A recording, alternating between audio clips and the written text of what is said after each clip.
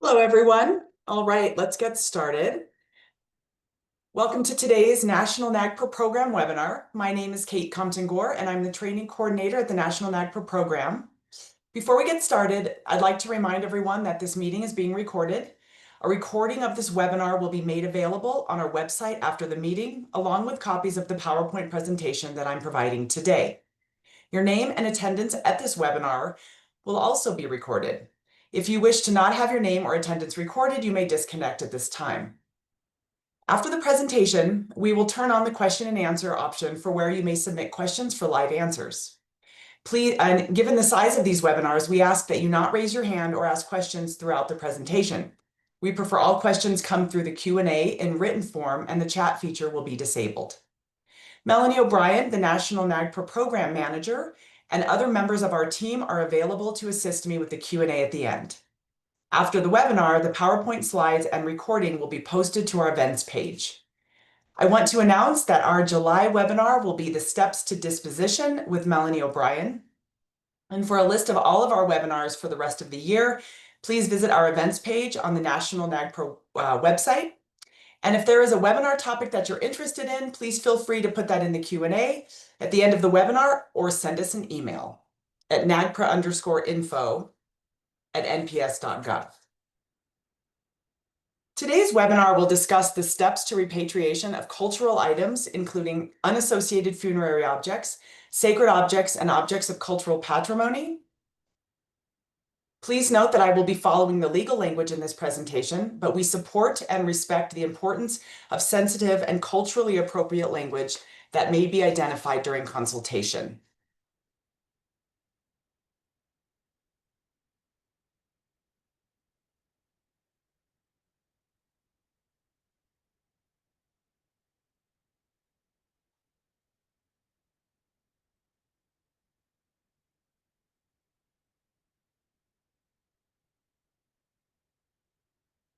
Okay.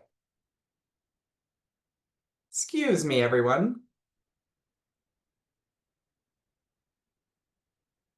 And here is our website or our email if you'd like to send us an email. Here's the nagpra_info@nps.gov. Okay, here's a breakdown of where in the regulations I am focusing today's webinar. 10.9, the repatriation of unassociated funerary objects, sacred objects, and objects of cultural patrimony, collectively referred to as cultural items. Last month's webinar discussed steps to repatriation for human remains and associated funerary objects, which is located in step 10.10 of the regulations. And both 10.9 and 10.10 are under subpart C. Next month, Melanie O'Brien will focus on subpart B, protection of human remains or cultural items on federal or tribal lands, when she discusses the steps to disposition. We have added a link to where this information is found, and you will notice that there are links on most of the slides throughout the presentation.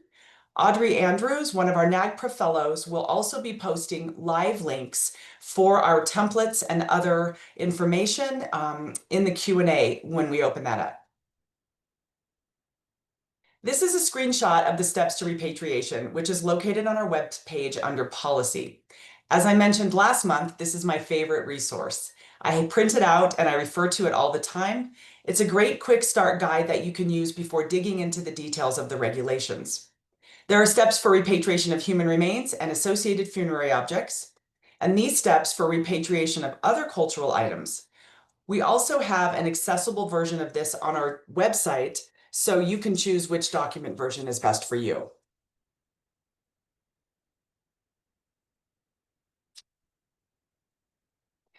Here you can see that all of the steps and what is required for each step. For this webinar, I'll be breaking down the steps one by one and will provide examples and resources for each step. If you look at the bottom of each, you will see that there is the correlation to where they are in the regulations. And it's important to note that you will need to go to the actual regulations to read further detail for each step. Here's a visual that shows how these steps correspond directly to the regulations. So you can see that we are in 10.9A1. And this is similar as you continue through. The regulations will have, as you can see, a lot more detail to help guide you. Before we get into the steps, I want to discuss some definitions and clarify some misunderstandings about a summary. A summary is a written description of a holding or collection. That's it. It's a brief overview of your collection of unassociated funerary objects, sacred objects, and items of cultural patrimony. It is not an item-by-item list, and it is created before consultation. The summary is based on the available information you have in your institution on potential cultural items. It won't be until after consultation with your tribal partners that you will know for sure if an item is or is not a cultural item, and if additional cultural items will be identified by tribes. Also important to remember is the deference to Native American traditional knowledge, which I explain more later in detail. Cultural items include funerary objects, sacred objects, and objects of cultural patrimony according to the Native American traditional knowledge of a lineal descendant, Indian tribe, or Native Hawaiian organization. A funerary object is placed intentionally with or near human remains at the time of death or later to a death rite or ceremony. Funerary objects include associated and unassociated, and for the purposes of completing a summary, you will focus on unassociated funerary objects. The idea of a summary is to allow tribes during consultation to identify additional cultural items. Please visit the definitions in section 10.2 of the regulations for more information on definitions. We receive questions often about what a cultural item is. And to help clarify, a museum or institution may have in its collection or on exhibit an archaeological item, perhaps a ceramic vessel that is labeled and identified as a useware and was never previously identified or categorized as a cultural item. However, Native American traditional knowledge of a specific tribe may identify that item as is sacred, cultural patrimony, or funerary, and request the item to be removed from display. This is one example of why some museums removed or covered exhibits, because some museums had not properly consulted on the items in their collection. They did not know they had cultural items on display. The intent of Congress was to require museums and institutions to defer to Native American traditional knowledge, but in many cases and over the years, this has not been the case. And it shouldn't have to be a fight for tribes to receive back cultural items. The idea of a summary is to allow tribes during consultation to identify items. The definitions of a sacred object, funerary object, and items of cultural patrimony will vary according to the individual lineal descendant, tribe, or Native Hawaiian organization. In our February webinar from this year, Melanie O'Brien did a deep dive into human remains and cultural items and goes into the definitions, the intent behind the definitions, and the changes with the updated regulations. If you would like more information on these definitions, I suggest you watch that webinar, and it's available on our events page. Also, since these webinars are transcribed, you can easily read through the sections of the webinar while you're watching. Okay, let's get into the steps. In step 1, for completing a summary of cultural items, you will need to provide a general description of your collection. And the importance here is the general piece. As I previously described, this is not a line-by-line detail of every Native American item in your collection. It's a general description of your collection and must identify any potential cultural items. It must include an estimated number, but you will not count everything in detail. If you have hundreds of baskets in your collection, then you will include that you have a large collection of baskets and then include any additional details you have that may be helpful during consultation. You will also include the geographical location and the acquisition history, and we understand that there might not be much information. You will also include additional details you have on the collection that may assist with identifying cultural affiliation. Things like collectors' names can greatly help tribes who often know certain collectors and where they were focused on collecting, and reporting any known hazardous substances. What is not required for a summary is any kind of physical inspection of the items, research of any kind, including study or analysis, rehousing, reboxing, drawing, photographing, or measuring of the items, as this can be a violation of duty of care.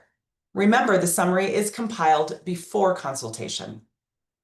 On the other side of this table is what Indian tribes and NHOs may prepare during step 1 as it relates to your general description. After reviewing your summary, tribes may request access to records, catalogs, relevant studies, and other pertinent data for the purposes of determining geographic origin or cultural affiliation, including deference to Native American traditional knowledge. Tribes may also present preferences for testing for hazardous substances and any additional specified research requests. So remember, step 1 is complete when you submit a summary to National NAGPRA. The museum or federal agency must complete a summary within 6 months after acquiring or locating cultural items, and within 6 months after transfer of a holding or collection previously included in a summary.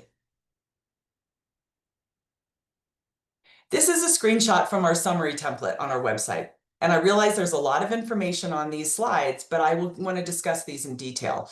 These are examples of the different types of summaries you can create. There's a link also to this template. In the instruction area, you see all the necessary information that you need to include, followed by a variety of examples. Here I have indicated by arrows 3 different versions of descriptive styles, but they all include the 5 necessary pieces of information to fulfill this requirement, which includes the estimated number, a general description, and any potential cultural items, the geographic or provenience information, the acquisition history or provenance, and any other information that can assist with identifying cultural affiliation. As you can see, there are many different ways in which a summary is organized, but keep in mind, these are meant to be short general descriptions. Tribes may identify additional cultural items that you did not know you had, that they were cultural items, or were incorrectly identified as not being cultural. So depending on the type of collections in your museum will determine how you'll write your summary.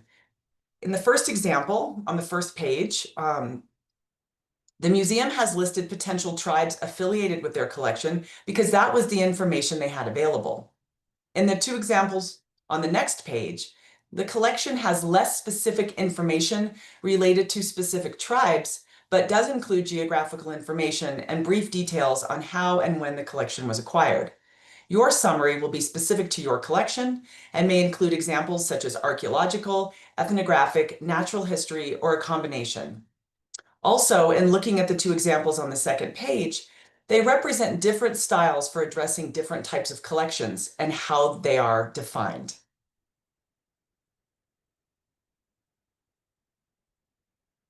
Here is an example from the same template of a table or spreadsheet style of summary, utilizing the database software a museum or institution already has for you to run reports and generate lists of items. So remember to use what works best for your museum or institution. These examples contain the same information that's found in the descriptive style, just in a different format. You can also decide how you address different types of collections. You may choose to include everything in one long summary, or you can separate out based on geographical location. For example, if you have a collection of Great Plains items, you may choose to create a separate list of those and consult with Great Plains tribes and continue to do this with other parts of your collection. So this is how we produced summaries at the museum where I worked. We grouped our items into regions that would be specific to the tribes in those regions and initiated consultation with the tribes we felt would be interested in the items. However, we always had the larger complete summary available to tribes and presented the full list during consultation. And remember that research of any kind is not necessary to complete summaries. However, searching your own institutional records to identify available information about the collection is okay. It's just about this individual object research that is not. And in fact, this institutional records search is a part of the summary and should be done as part of this step. We get asked about this often, so if you have any questions, please put them in the Q&A. Okay, step 2, initiate consultation. Initiate consultation with any lineal descendants, Indian tribes, or NHOs with potential cultural affiliation. No later than 30 days after submitting your summary to National NAGPRA, the museum or federal agency must initiate consultation. To determine who to consult with, use the information you have available to you, which may include the current physical location of the collection. The information you compiled in step 1 about your collection will help identify tribes you need to consult with. Using the example about the museum where I worked, we chose not to initiate consultation with all 574 tribes, but instead grouped our collections into regions and initiated with tribes from specific geographical areas. However, our collection was very specific to the mission of the museum, and we did not have collections from outside our area. But there might be times when museums do have collections from all over the United States, and perhaps it is necessary to consult with all 574 tribes. This is different than the advice I gave when discussing initiating consultation for human remains and associated funerary objects for an inventory. Summaries may require a much wider consultation depending on your collection. The invitation to consult must be in writing. It must include the summary you submitted to National NAGPRA, and it must identify all of the consulting parties and propose a timeline and methods for consultation.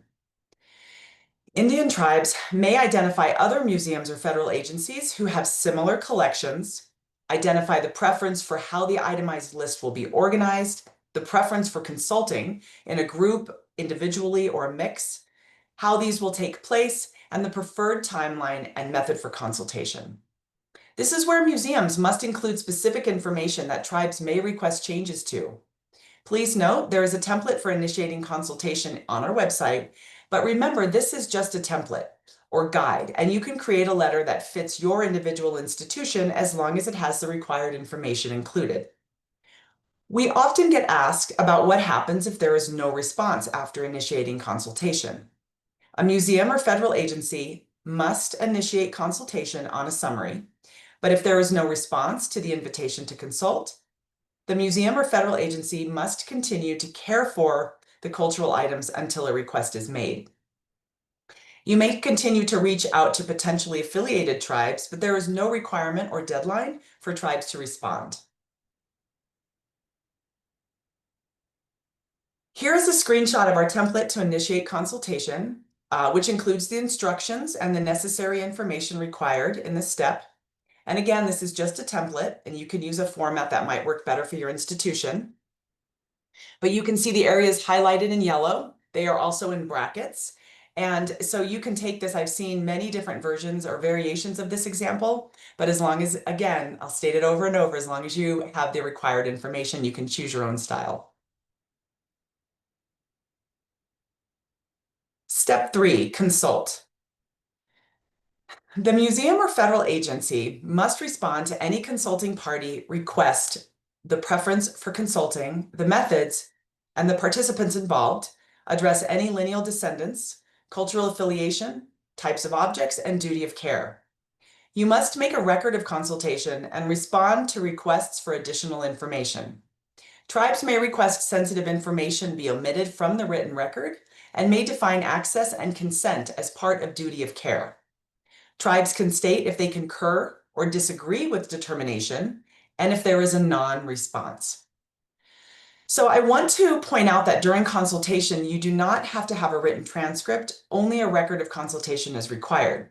Sensitive information does not have to be disclosed or written down when identifying cultural items. Tribes may use the definitions of a cultural item, but are not required to provide additional information and may include Native American traditional knowledge.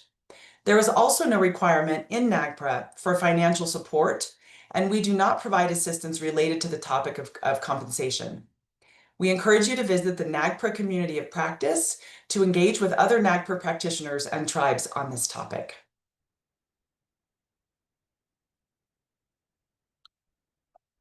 Okay, I'd like to take a moment and discuss Native American traditional knowledge. You can find the full definitions in the regulations, and we have provided a link to that definition. Native American traditional knowledge means knowledge, philosophies, beliefs, traditions, skills, and practices that are developed, embedded, and often safeguarded by or confidential to individual Native Americans, Indian tribes, and Native Hawaiian organizations.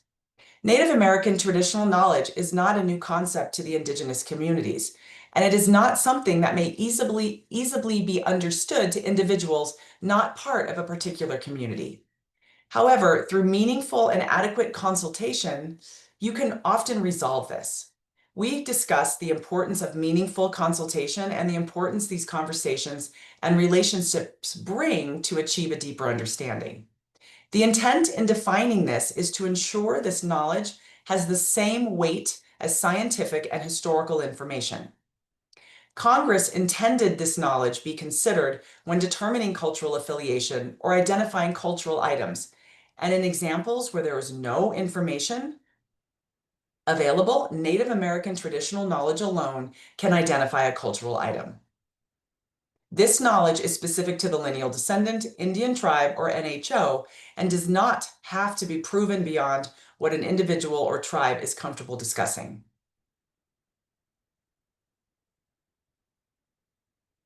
Here is a screenshot of our record of consultation template.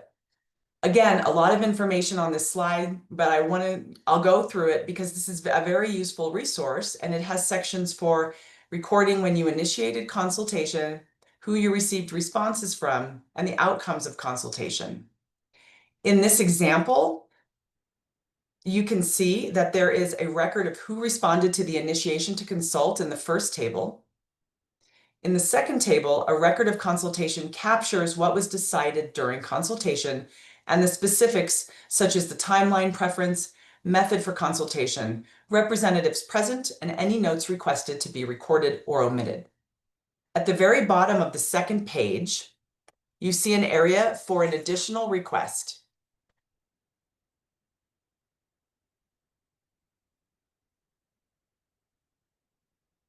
This is a continuation of the template that includes a detail of the consultation sessions, including the date, the basic description of the information exchanged, and participants. Now, on the second page of this, under the results of consultation table, you can see how cultural affiliation is determined. Here, you can record the topic, such as cultural affiliation and types of objects, the determination, concurrence or disagreement, and tribes who did not respond. But remember, you do not have to get a consensus during consultation. That will be worked out by going through the process and moving forward with the notice. A couple of additional things to point out is a non-response from a tribe is not necessarily considered a no response. You don't have to wait for everyone to respond. You can move forward under good faith with the notice, with the information from the tribes that you did consult with.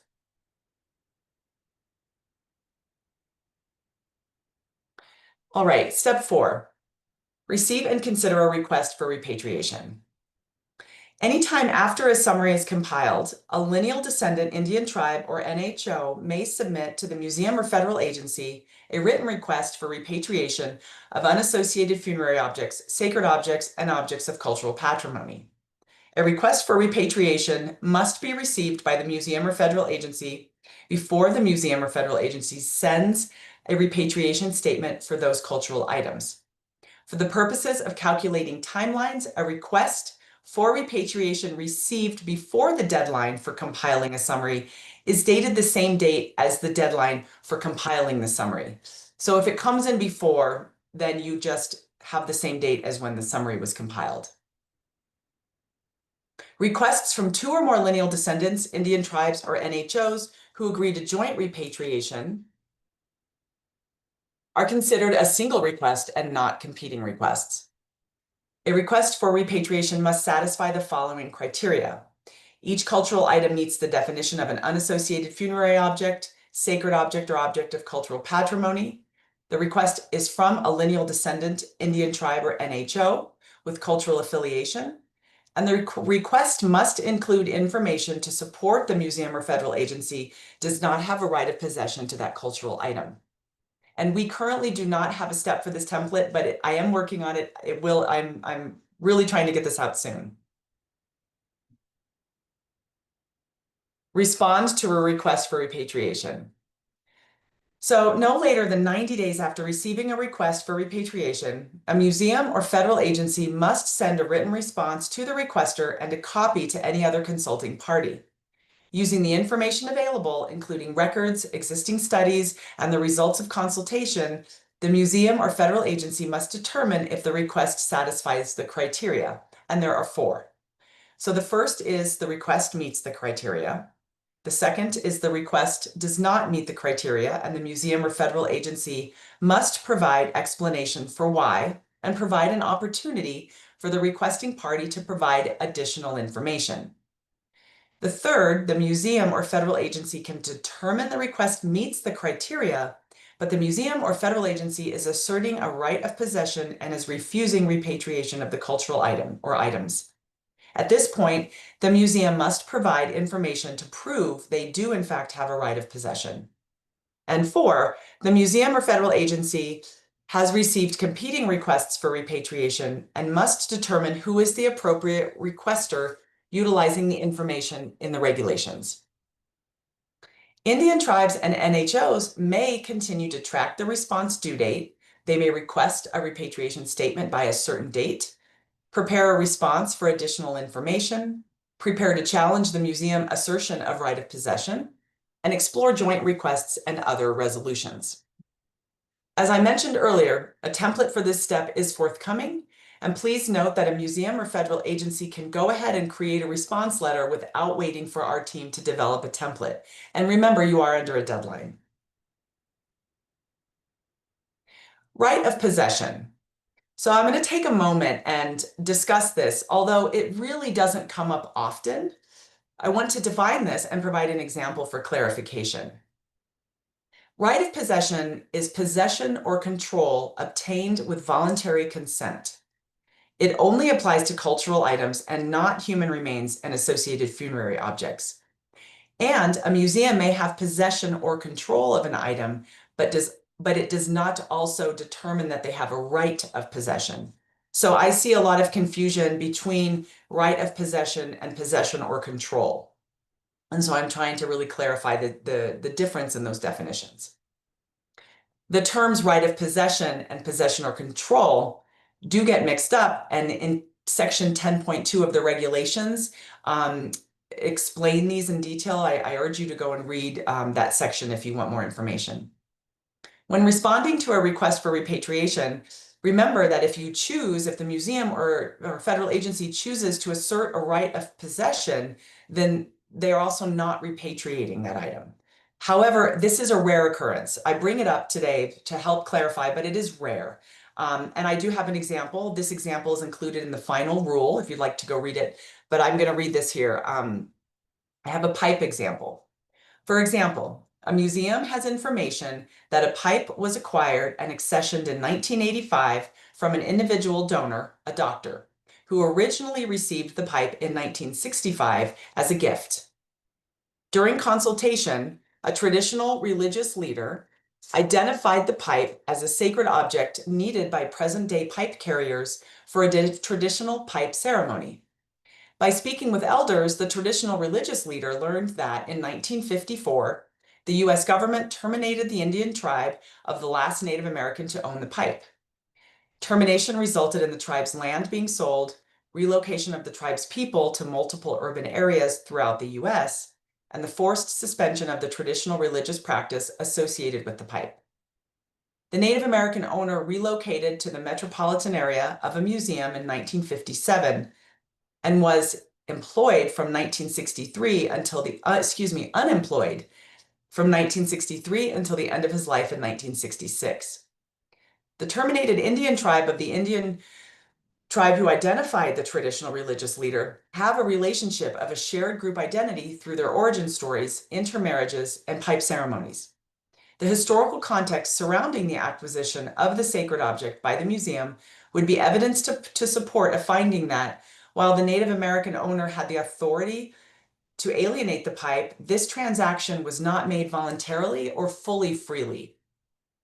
Consequently, in making its request for repatriation of this sacred object, the Indian tribe could state that 1, the pipe is a sacred object, 2, the Indian tribe has cultural affiliation to the pipe based on historical information, kinship, and expert opinion, and 3, the historical information surrounding the acquisition of the sacred object shows that the museum does not have a right of possession to that object. So another thing is to keep in mind that items made for sale or trade may also meet the definition of a cultural item, depending on the specific circumstances of that item.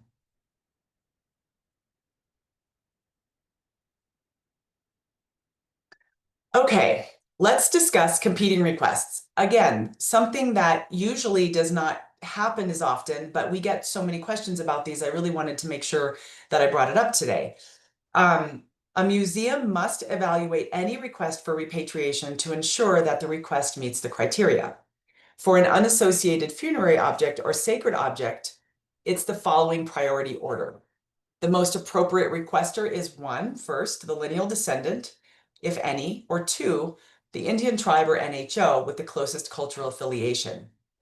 For an object of cultural patrimony, the most appropriate requester is the Indian tribe or NHO with the closest cultural affiliation. Within 14 days of receiving a competing request, the museum or federal agency must send a written letter to each requester identifying all requesters and the date each request was received.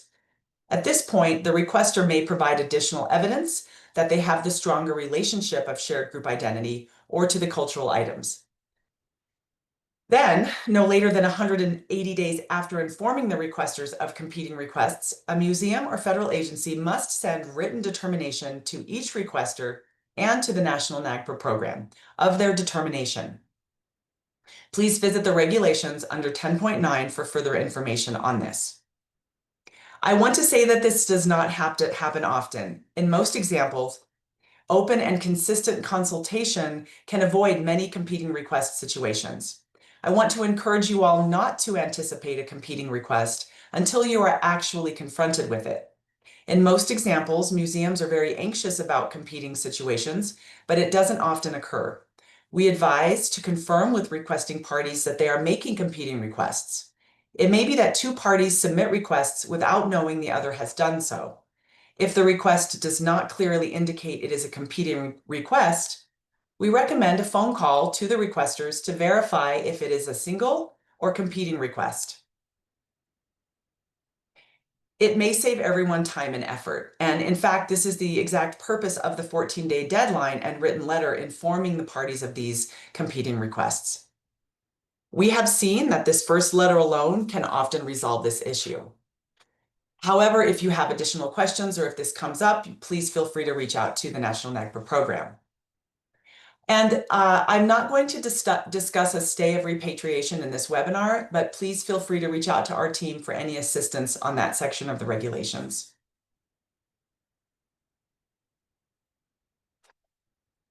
Okay. Step 6. No later than 30 days after responding to a request for repatriation that meets the criteria, a museum or federal agency must submit a notice of intended repatriation. The notice must be sent to all requesters, any consulting parties, and to National NAGPRA. The notice must include an abstract of the information from step 1 when you compiled our summary, the number and brief description of the cultural items. You must identify lineal descendant whose name may be withheld, Indian tribe or NHO who is requesting repatriation, and the contact information. Information that is not required are things like site numbers, accession information, and other detailed information about individual items. Indian tribes may search the Federal Register for information on geographical location or acquisition history. Additionally, tribes may search the Federal Register for the name of other tribes or NHOs and prepare for competing requests and date for the repatriation statement as long as is no earlier than 30 days after publication. And I'll just take a moment that in our September webinar, we will be showing examples of how tribes can go about searching the Federal Register. So we have a template for lineal descendant and also one for cultural affiliation. In this template, you must follow the Federal Register guidelines closely, so please pay close attention to the instructions sheet when using this. If a notice comes to us with errors, it can delay the publication of the notice.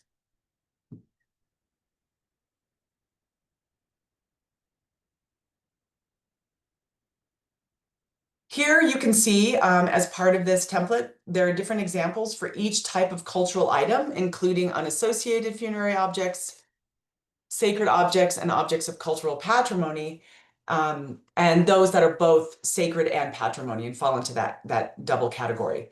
And you will need to include the relevant information for the objects you are including on this notice. Again, this is on our website, and there is we take a lot of questions about these all the time, so feel free to ask them today if you have them. And then we get to repatriation. So no earlier than 30 days and no later than 90 days after publication of a notice of intended repatriation, the museum or federal agency must send a written repatriation statement to the requester and to the National NAGPRA program. Some of you may remember this was previously identified as a transfer of control document, and it was not required to submit a copy to National NAGPRA. Under the new regs that were published in January of 2024, we now require a repatriation statement, and it must be sent to the National NAGPRA program. And I will say that museums and institutions are welcome to send us copies of their documentation, the old transfer of control documents, if you choose to, and then we can put those on record. In a repatriation statement, a museum or federal agency must relinquish possession or control of the human remains or associated of the unassociated funerary objects, sacred objects, and objects of cultural patrimony to the lineal descendant, Indian tribe, or NHO. In the case of joint requests, a repatriation statement must identify and be sent to all requesters. After sending a repatriation statement, the museum or federal agency must consult with the requester on custody and physical transfer, document any physical transfer, and protect sensitive information as identified by the requester from disclosure to the general public to the extent consistent with applicable law. After a repatriation statement is sent, nothing in the Act or this part limits the authority of a museum or federal agency to enter into any agreement with the requester concerning these items. Indian tribes and NHOs may continue to track the date of when they received the statement, determine how physical transfer will occur, and any specific details. And I will say that repatriation does not necessarily mean physical transfer. It will be a transfer of control, but there are cases where the Indian tribes will request that the museum or federal agency continue to house those items.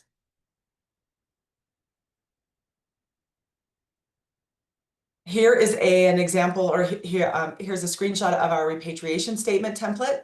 This is very straightforward. I won't spend a lot of time on this.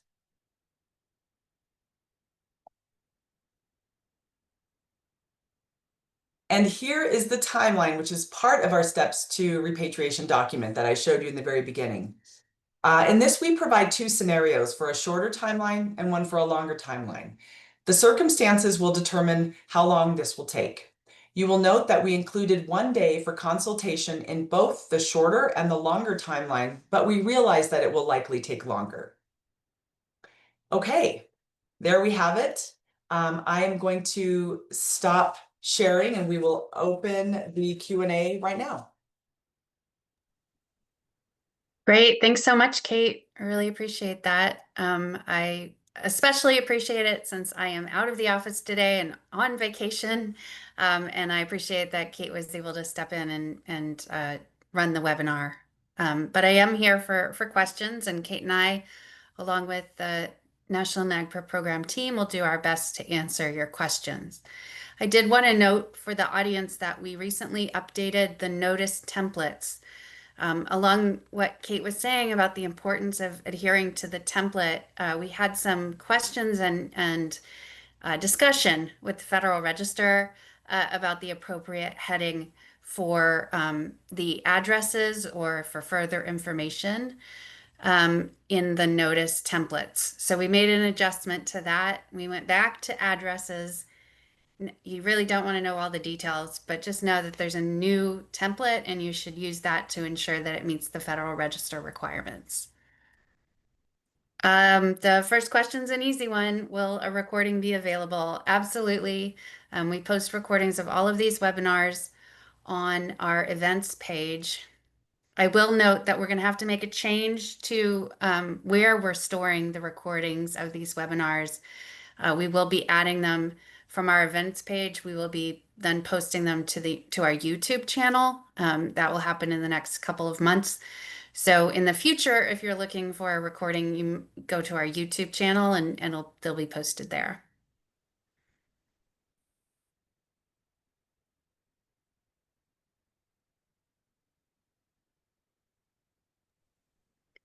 Sure, we can share a link to the YouTube channel, but if you go to YouTube and search National NAGPRA, you'll find it.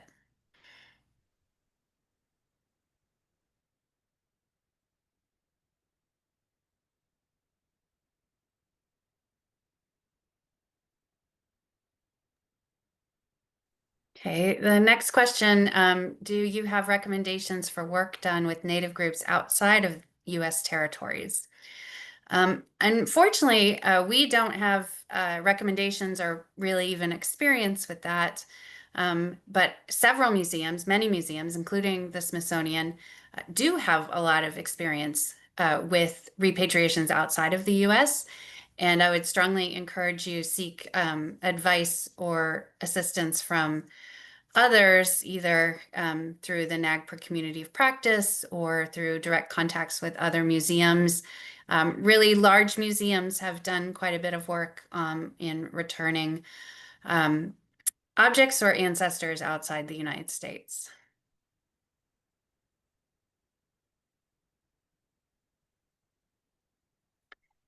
Okay, next question. You started off discussing cultural objects, funerary objects, sacred objects, and objects of cultural patrimony. I've seen that in many notices that objects that do not adhere to the definitions in the law are being listed as funerary objects, objects of cultural patrimony, or sacred objects. What can be done about these aberrations? Well, if they're listed in a notice, then they are. They do meet those definitions. The museum has made that decision that they do meet the definitions in the law. If an Indian tribe had a concern or a question about those objects, then they would have the ability to make an additional request for repatriation. But anyone outside of an Indian tribe really doesn't have a standing in order to disagree with the museum's decision that they are publishing in the notice. The notice is only a brief description. It does not contain all of the record of consultation or all the information that the museum used to make its determination. And the museum has made that determination based on a lot of information that's not necessarily all contained in the notice itself.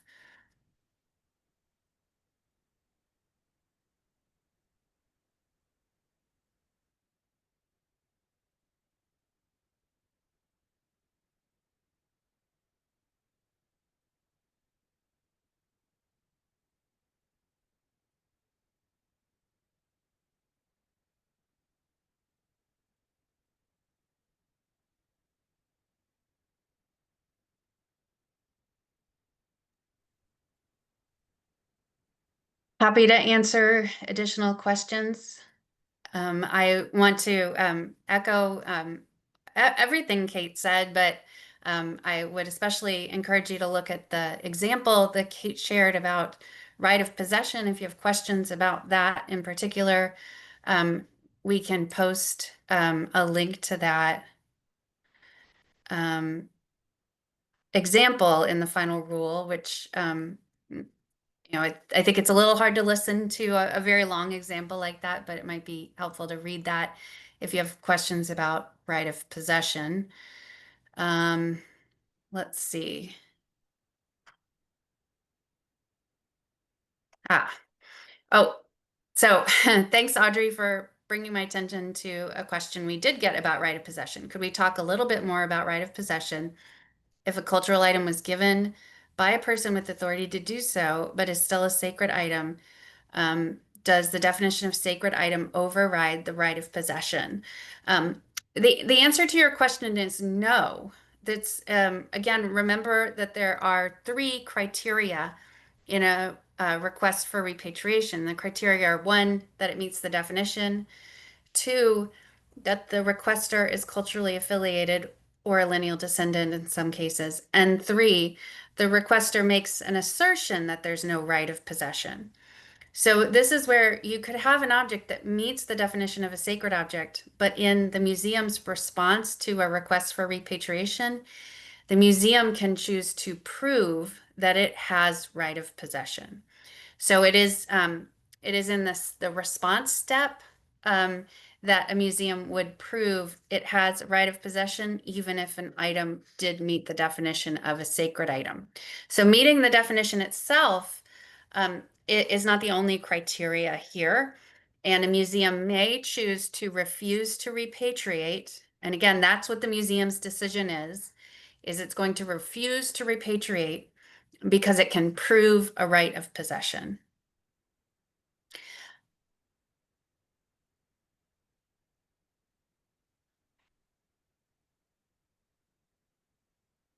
Is there a specific criteria for right of possession is another related question, so I'll just add to that.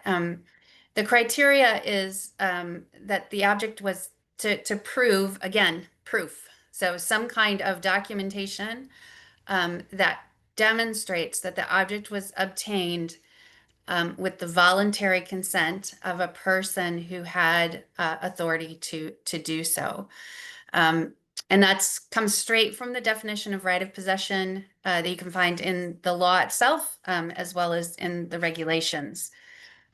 So those are the elements of proving right of possession. It really gets to the original acquisition of the object, how it left the native individual or group, and if that native individual or group had the authority to give or sell or transfer the object and did so voluntarily. And this is where we see it's the voluntary consent piece that we often see it's difficult for a museum to prove voluntary consent given just the basic historical context of when items left the control of the individual who owned them. The example that Kate gave is where there's an owner of a sacred pipe who after multiple events, including termination of his tribe, urban relocation, um, became unemployed and gave the pipe in return for medical care. That illustrates there's no voluntary consent. Now, could a museum still prove voluntary consent in that kind of circumstance? Sure. If in trading the sacred pipe for medical care, there's a clear statement from that individual that they are voluntarily making this, then yeah, that could be proof, and you could refuse to repatriate the sacred pipe. But again, remember this is all about refusing to repatriate an object.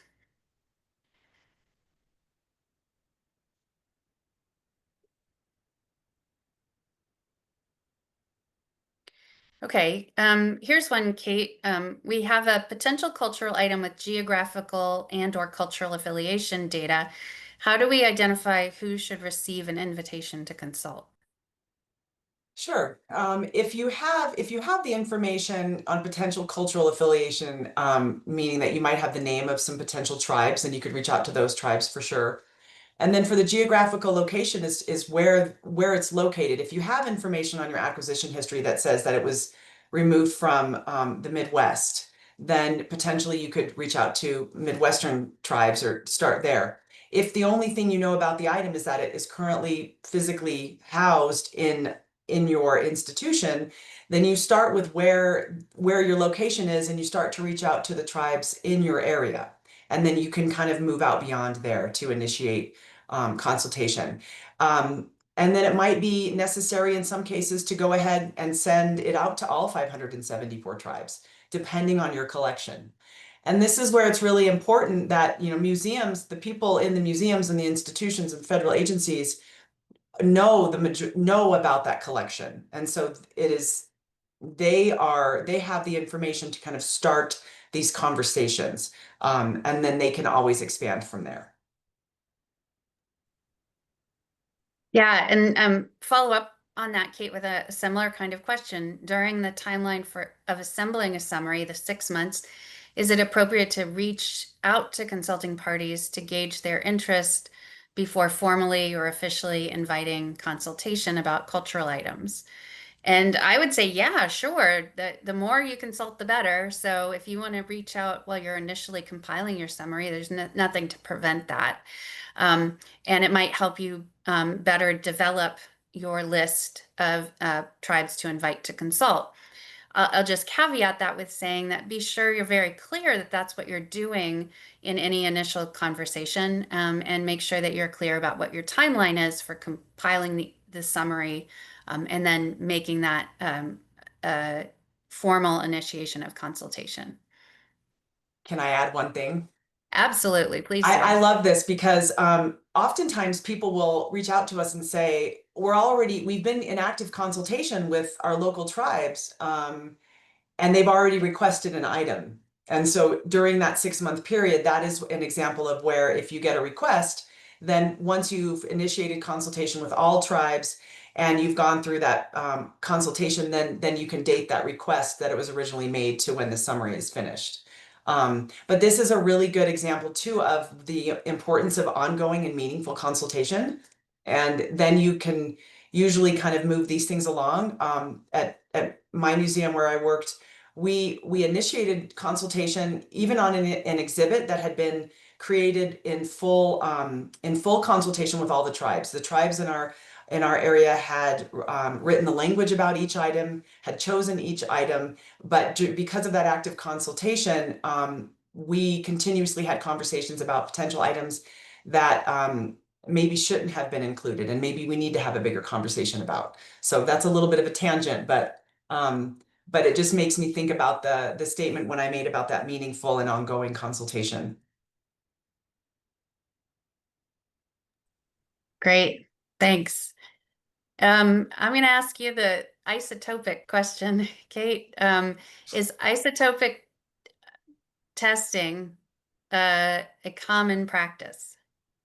Well, unfortunately, this was one of the reasons for a duty of care is that this type of testing was being conducted. I don't know if it was regular, but it was being done without consent from tribes. And so that was something. And so now those are human remains, those are ancestors.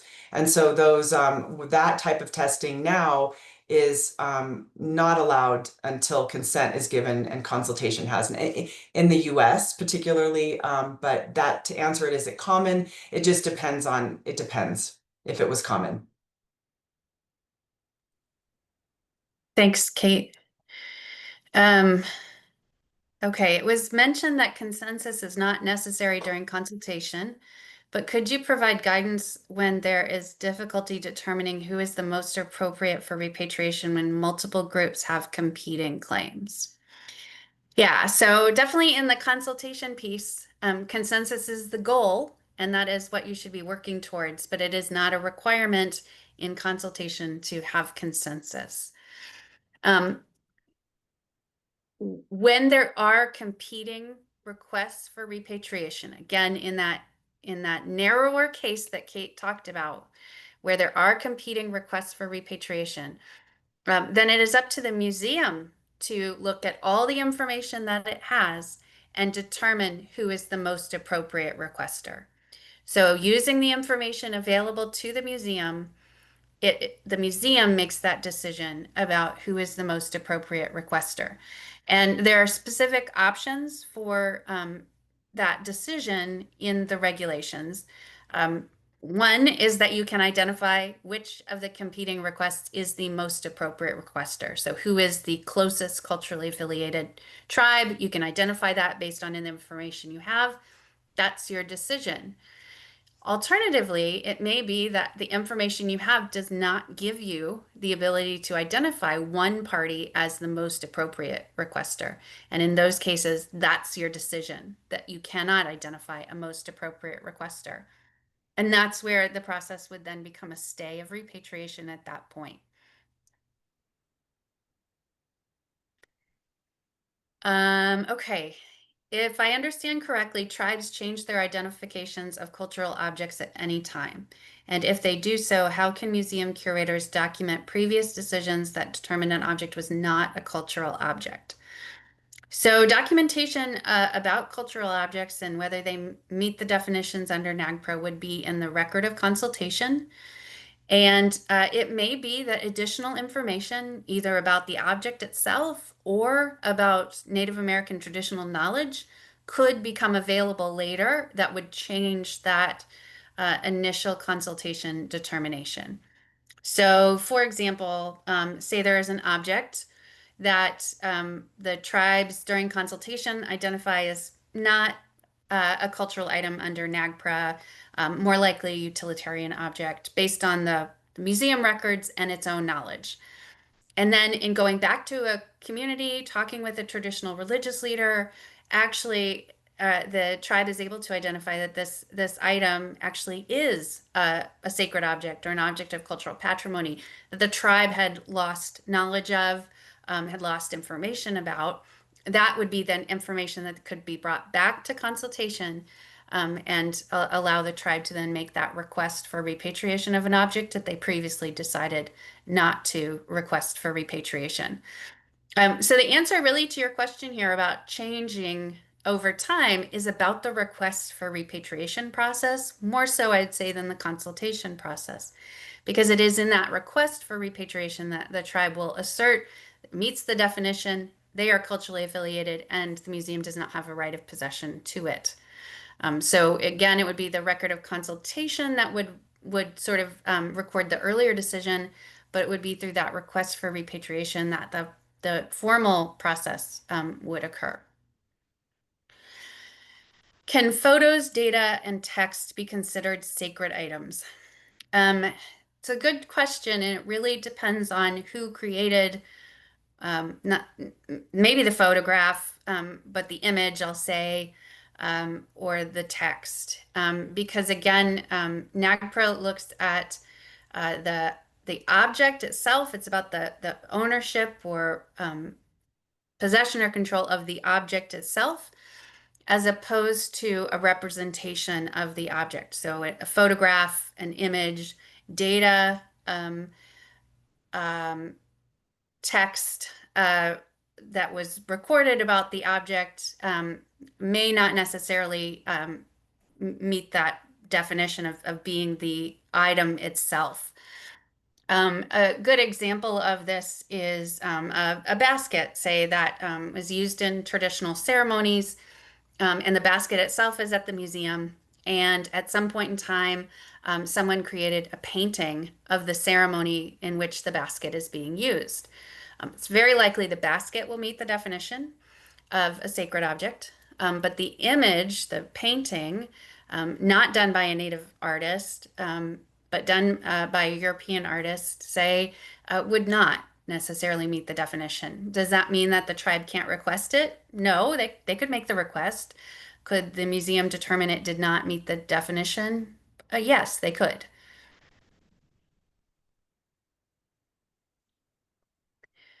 Do we have a link to the language about the most appropriate requester? Yes, so there's the section of the regulations that relates to that, and I'll ask Audrey to find the link for me, is in 10.9, evaluating competing requests for repatriation, which is letter H, and that's for cultural items.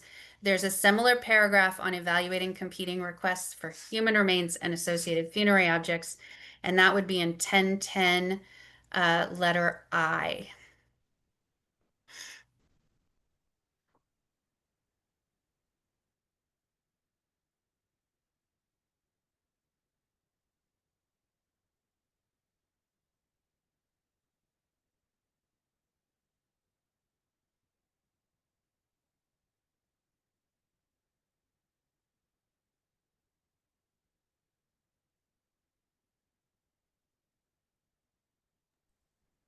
All right. If the only tribes within a geographic location of a cultural item and human remains are non-federally recognized,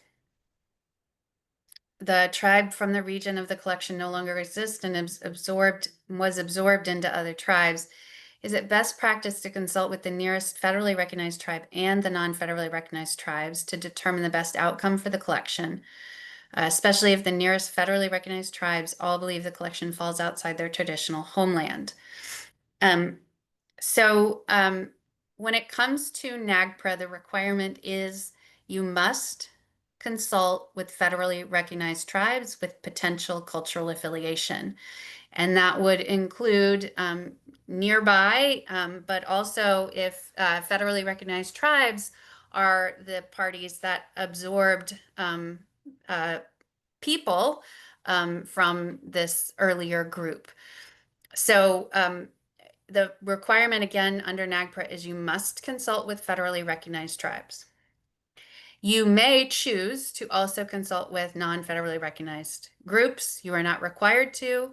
And we would caution you again to ensure that when you do consult with non-federally recognized Indian groups, you're very transparent about the fact that NAGPRA only provides for repatriation to federally recognized tribes. Now, there are lots of ways that this can play out when it comes to the involvement or inclusion of the non-federally recognized group. And rather than kind of go into the variety of possibilities, especially there's a little difference between cultural items versus human remains here. But the consultation requirement is definitely with the federally recognized tribe, and the non-federally recognized group may choose to be involved, and you may choose to invite them. Okay.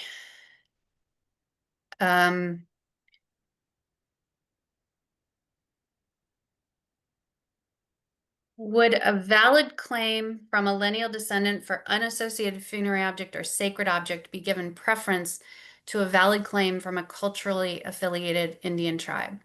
So here, I would just make a modification of the language to say if we're talking about competing requests for repatriation, where there's a lineal descendant who has made a written request for repatriation and a culturally affiliated tribe who has made a written request for repatriation, then yes, in looking at the evaluating competing requests, section 10.9H, again, for unassociated funerary objects or sacred objects, the following priority order, the most appropriate requester is the lineal descendant. The lineal descendant has priority over cultural affiliation where there are the competing request situation.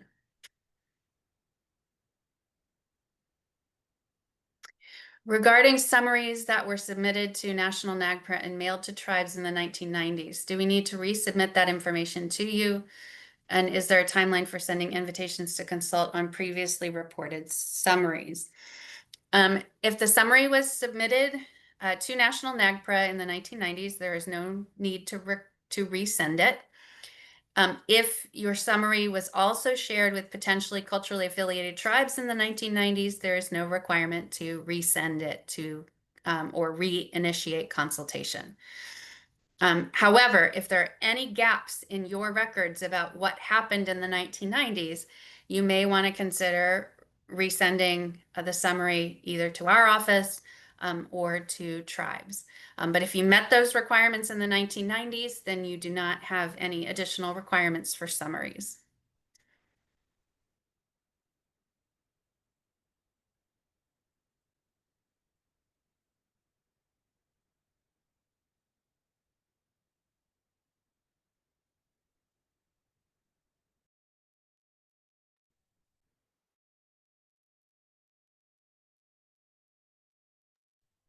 Well, if there are no more questions, then I will go back to enjoying my day off. I've got a 6-year-old waiting to play with me outside today. I'm visiting some friends this weekend.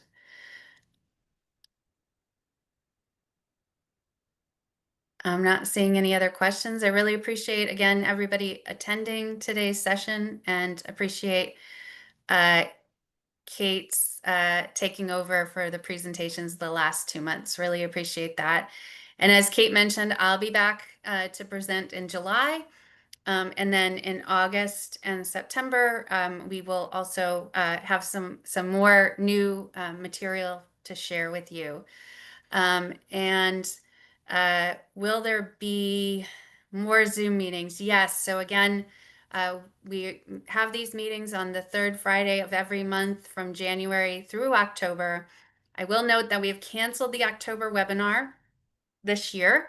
We are having some changes in our platform that will occur in September. So September will be our last Zoom meeting for the year, and then we'll start with a new platform in January of 2026.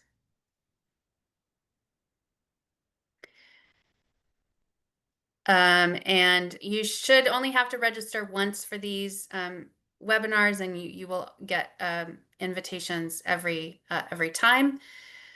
And then again, as I said, we'll restart that in the new year. And if you want to sign up for these webinars, you can find that on our events page. So thank you all so much. Appreciate your time today, and we'll see you next month. Thank you.